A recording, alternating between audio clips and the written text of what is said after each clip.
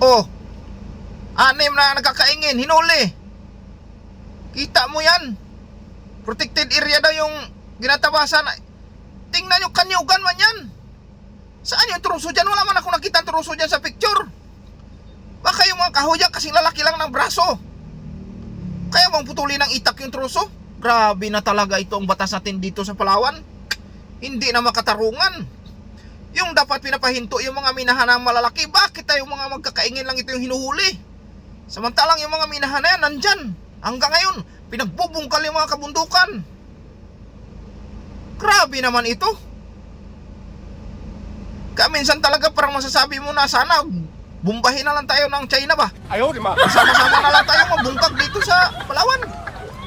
Wala nang matira, mayaman mahirap. Ubus tayo, bahala na kung sino yung malakas kay Lord. Yun ang mabuhay. Ay,